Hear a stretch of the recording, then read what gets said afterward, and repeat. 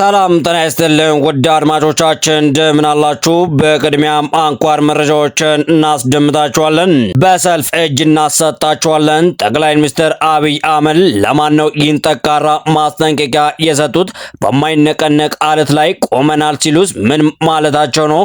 በሌላ በኩል ነዳጅ ከማደያ ጠፍቶ በየጫካው ሸፍቷል ተብሏልም።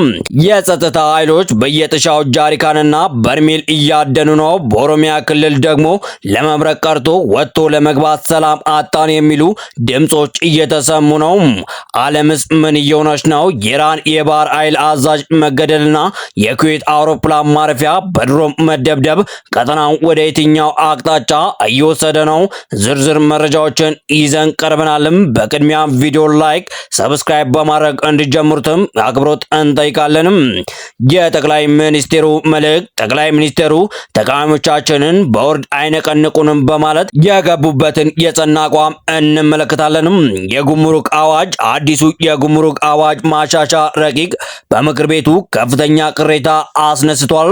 በኮንትሮባንድ የተገኙ ተሽከርካሪዎች ይወረሳሉ የሚለው ነጥብ ለምን ውዝግብስ አስነሳም? የነዳጅ ቀውስ። በራያና በደቡብ አካባቢዎች የተያዙ 80 ጀሪካንና 25 በርሜል ነዳጅ የችግሩን ጥልቀት ያሳያሉ። ነዳጅ ለምን ወደ ጫካ ሸሸስ? የኦሮሚያ ሰላም። ነዋሪዎች ስለ ሰባተኛው አጠቃላይ ምርጫ ያላቸውን ስጋትና በሰላም እጦት ምክንያት የዕለት ተዕለት እንቅስቃሴ መገደብስ ምን ይመስላልስ? የዓለም ዜናም። የኢራን የእስራኤል ውጥረት። የኢራን የባህር ኃይል ዋና አዛዥ ጀነራል አሊ ራዛ ታንጋሳሪ በእስራኤል ጥቃት መገደላቸው ተሰምቷል። ይህ ለቀጠናው ጦርነት መንስኤ ሲሆን የአሜሪካ ማስጠንቀቂያ። በኢራቅ የሚገኙ አሜሪካውያን በአስቸኳይ አገሪቱን እንዲለቁ ጥሪ ተላልፏል። የድሮን ጥቃቶች። የቱርክ የነዳጅ ጫኝ መርከብና የኩዌት ዓለም አቀፍ አውሮፕላን ማረፊያ ላይ የተቃጡ ድንገተኛ የድሮን ጥቃቶችስ ምን ይመስላሉ? ጥልቅ ዝርዝር መረጃዎችን እናስደምጣቸዋለን። እስከ ፍጻሜው አብራችሁን ቆዩም። ወደ ዝርዝር መረጃዎችም ገብተናልም። ጠቅላይ ሚኒስትር አብይ አህመድ የኮሪደር ልማትን በተመለከተ በቃና ቴሌቪዥን የሰጡ ቃለ ምልልስ ትኩረት ስቧልም። ከተሜነትና ኮሪደር ስራዎች ላይ ያተኮረ ነው በተባለለት የዚህ ቃለ መጠየቅ ትኩረት የሚሹ በርካታ ጉዳዮች ተነስቷልም። ተቃዋሚዎቻቸውም በሰልፍ እጅ እንደሚያሰጧቸው ሲናገሩ ተደምጧልም። በውስጥ የሚሆን በውጭ ያሉ ተቃዋሚዎች በቀጣይ 2-3 ዓመታት በሰልፍ እጅ ይሰጡናል ብሏልም። ያለ ጥርጥር በሰልፍ እጅ ይሰጣሉ የተባሉት ተቃዋሚዎች ከመንግስት ጋር የሚታረቁት ይቅርታ ጭምር ጠይቀው እንደሚሆንም ተናግሯልም። የሀገር ውስጥ ተቃዋሚዎች በጊዜ ኢደግ ገብቷቸው በሰልፍ እጅ ይሰጡናል ያሉ ሲሆን ዲያስፖራው ተቃዋሚም ይቅርታ ጠይቆ ይገባል ብሏልም። ሌላው ጠቅላዩ በዚህ ቃለ መጠይቃቸው ያነሱ ጉዳይ በኮሪደር ልማቱ ዙሪያ ስለሚነሱ ክሶች ነው። ዓለም አቀፍ የመብት ተቆርቋሪ ድርጅቶች ከዚህ ቀደም ባወጣቸው የምርመራ ሪፖርቶች በአዲስ አበባ የኮሪደር ልማት በርካታ ዜጎች መፈናቀላቸው አስታውቀው ነበርም። ለዚህ ክስ ምላሽ የሰጡት አብይ ክሱን ውሸት ነው በማለት አጣጥለውታልም።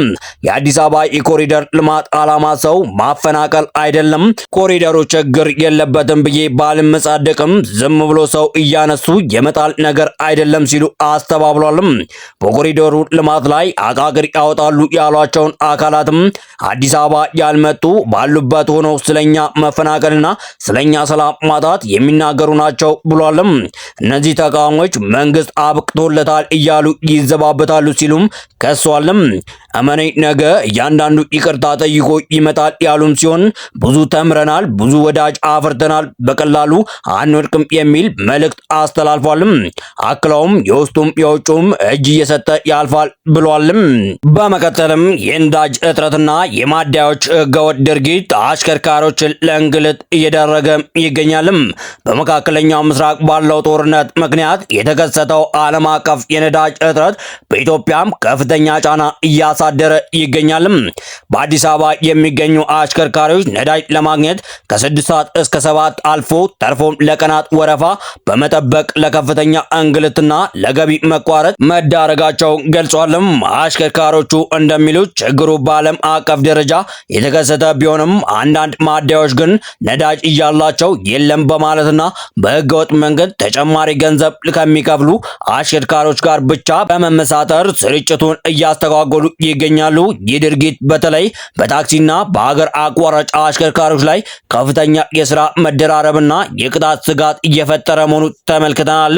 እንዲሁም በህዝብ ተወካዮች ምክር ቤት የቀረበው የጉምሩክ አዋጅ ማሻሻያ ረቂቅ በኮንትሮባንድ የተገኙ ተሽከርካሪዎች ይወረሳሉ በሚለው ድንጋጌው ምክንያት ቅሬታ አስነስቷል። የምክር ቤት አባላቱ ትላንት ባደረጉት ውይይት ባለቤቱ ባልተሳተፈበት የወንጀል ንብረት መውረስ የዜጎችን መብት የሚጥስና ፍትሐዊ ያልሆነ አሰራር ነው ብሏል። ቀደም ሲል በአዋጅ ቁጥር 1160 2011 ተሽሮ የነበረው ይህ የንብረት መውረስ ድንጋጌ አሁን ባለው ረቂቅ ላይ በድጋሚ መካተቱ አባላቱን አነጋግረዋል። ረቂቅ አዋጁ የሀገሪቱን የንግድ ስርዓት ከዓለም አቀፍ አሰራር ጋር ለማጣጣም የታለመ መሆኑ ተገልጿል። በሌላ በኩል የኦሮሚያ ክልል ነዋሪዎች የጸጥታ ችግር በተደጋጋሚ በየአካባቢያቸው እየተከሰተ መሆኑን ተናግሯል። በሰሜን ሸዋና በሆሮ ጉዱሩ ወለጋ ዞኖች የሚገኙ ነዋሪዎች በመጪው ግንቦት ወር ስለሚካሄደው ሰባተኛው አጠቃላይ ምርጫ በሰጡት አስተያየት በሰባተኛው አገራዊ ምርጫ የምዝገባ ሂደት ላይ ከመሳተፍ እየተቆጠበ ነው ብሏል። ስማቸው እንዳይጠቀስ የጠየቁ የሆሮ ጉዱሩ ወለጋ ዞን አቤ ዶንጎሮ ወረዳ ኮቲቾ ቀበሌ ነዋሪዎች እንደገለጹት ምርጫው ሊካሄድ ባለበት በዚህ ወቅት የጸጥታ ችግሩ በፊት ከነበረው ይበልጥ እየተባባሰ መጥቷል ብሏል። በዚህ ምክንያት ለምርጫ ምዝገባ ምቹ ሁኔታ አለመኖር ገልጸዋል። አሁን ያለው ሁኔታ የተረጋጋ አይደለም። ስለዚህ በምርጫ ምዝገባ ላይ መሳተፍ አደጋ አለው። በአሁኑ ወቅት ከፈጣሪ በታች ለመምረጥ ቀርቶ በሕይወት ለመኖር ዋስትና የለንም ሲሉ ለመረጃው አጋርቷል። በሌላ በኩልም በኢራቅ የሚገኙ የአሜሪካ ዜጎች ሀገሪቱን ለቀው እንዲወጡ ጥሪ አቅርቧል። በኢራቅ የሚገኘው ዩናይትድ ስቴትስ ኤምባሲ አዲስ የደህንነት ማስጠንቀቂያ ያወጣ ሲሆን ከኢራን ጋር ግንኙነት ያላቸው ታጣቂዎች በሰሜን የሀገሪቱ ክፍል የሚገኘውን የኩርድ ክልልን ጨምሮ በመላው ኢራቅ በአሜሪካ ዜጎችና ከዋሽንግተን ጋር በተገናኙ ኢላማዎች ላይ ሰፋ ያለ ጥቃቶች በመሰንዘር ላይ ይገኛሉ። በኢራቅ የአየር ክልል ውስጥ የሚሳኤል ሰው አልባ አውሮፕላኖችና ሮኬቶች ስጋት በመኖሩ የአሜሪካ ዜጎች ኢራቅን ለቀው እንዲወጡና በባግዳድ ወደሚገኘው ኤምባሲ ወይም ኤርቢል ወደሚገኘው ቆንስላ እንዲሄዱ ኤምባሲው ጠይቋል። አየር ክልሉ ዝግ በመሆኑ ወደ ዮርዳኖስ፣ ኩዌት፣ ሳውዲ አረቢያ እንዲሁም ወደ ቱርኪዬ ለመሄድ የየብስ መስመሮች እንዲጠቀሙ መክሯል።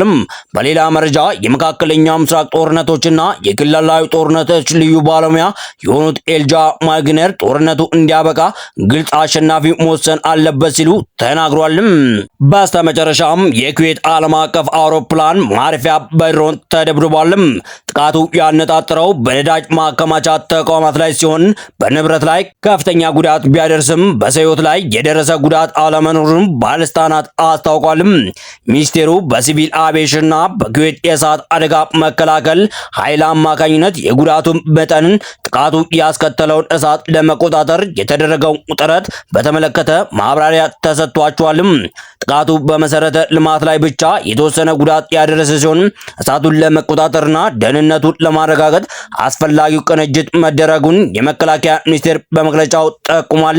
እንዲሁም አልቱራ የተባለች የቱርክ የነዳጅ ጫኝ መርከብ በድሮን ተመታለች። አልቱራ የተሰኘች የቱርክ ነዳጅ ጫኝ መርከብ በኢስታንቡል ቦስፈረስ ወሽመጥ አቅራቢያ በድሮን ጥቃት እንደተፈጸመባት ተዘግቧል። የቱርክ ኤንቲቪ ጣቢያ እንደገለጸው ጥቃቱ የደረሰው መርከቧ ከቦስፈረስ ወሽመጥ 28 ኪሎ ሜትር ያህል ርቀት ላይ እያለች ነው። ጥቃቱ ተከትሎ በመርከቧ ላይ የነበሩ 27 ሰራተኞች በሙሉ ደህንነታቸው የተጠበቀ መሆኑን፣ ምንም አይነት የህይወት መጥፋት እንዳልደረሰ ዘገባው አመላክቷል። ስለ ጥቃቱ መንስኤም ሆነ ከጀርባው ስላለው አካል እስካሁን በዝርዝር የተገለጸ ነገር የለም። እነዚህ ክስተቶች ለኢትዮጵያና ለቀጠናው ሰላም ምን ትርጉምስ አላቸው? የእናንተን አስተያየት ምንድን ነው? ከታች ባለው ኮሜንት መስጫ ላይ ያካፍሉን። ለተጨማሪ ወቅታዊ መረጃዎች ሰብስክራይብ በማድረግ ቤተሰብ ይሁኑ። አክብራችሁን ስለቆያችሁ እናመሰግናለን።